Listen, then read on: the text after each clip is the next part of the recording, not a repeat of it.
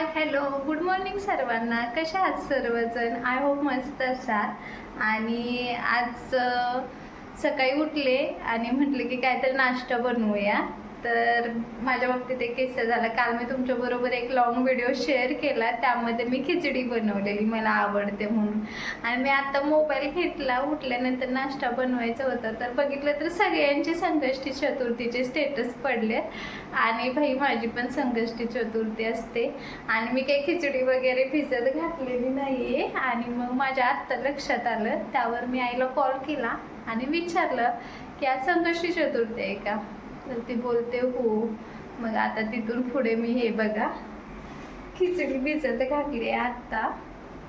तर आता ही ते भिजेल तोपर्यंत मी फ्रेश वगैरे होऊन घेते. घरी आहेत तर ठीक आहे, काही इश्यू नाही आहेत, पण बाहेर ऑफिसला असलं ना की प्रत्येकाचे वेगवेगळी बनवतात. आमच्या इकडे असं ते त्यामध्ये जिरं वगैरे टाकलेलं चालत नाही, तर बाहेरनं जे मागवतो ना त्यामध्ये जिरं वगैरे ते टाकून लोक देतात, त्यामुळे चालत नाही. आता रूमला आहे तर ठीक आहे, नाही तर मोडली असते म्हणजे संकष्टी. आणि आता फ्रेश वगैरे होते आणि नंतर बनवते. दोन टायमिंगला खिचडी खायची. कोणाच्या बाबतीत असं होतं मला नक्की कमेंट करून सांगा. काय काहींचे उपवास येत असेल त्यांना खाणं गरजेचंच आहे, पण असं कोणाच्या बाबतीत मला नक्की सांगा. हॅलो. तर आता मी फ्रेश झालेली आहे आणि चला आता मी खिचडी बनवते. तर काल तर मी कशी बनवते ते मी तुम्हाला सांगितले, तरी पण चला दाखवते.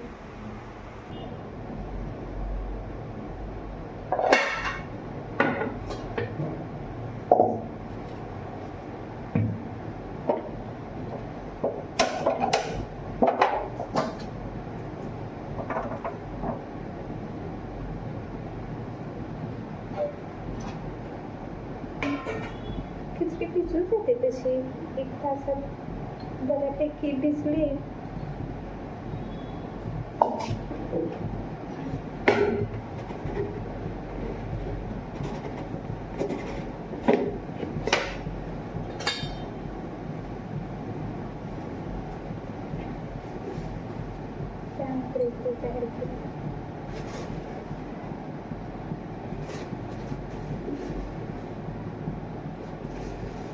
घेतली, त्याबरोबर गावाकडचे शेंगदाणे पण होते, ते पण भाजून घेतले, कारण छान वाटतं ते पण खायला.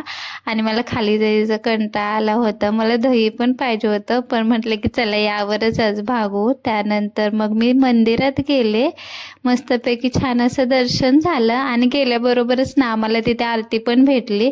तर भारी वाटलं, असं कोइन्सिडन्स झाला ना की भारी वाटतं. पाया पडायला गेलो आणि आरती पण भेटली, मस्तपैकी दर्शन वगैरे झालं आणि प्रसाद वगैरे घेतला. मग तिथून मला जायचं होतं डीमार्टला, कारण माझं सर्व सामान पण संपलं होतं. तर मग आज एवढी गर्दी होती ना की बसच. पण त्यातनं पटपट साहित्य घेतलं आणि बाहेर आले आणि थोडासा चहा वगैरे घेतला. उपवास होता तर काही जास्त घेऊ पण शकत नव्हतो.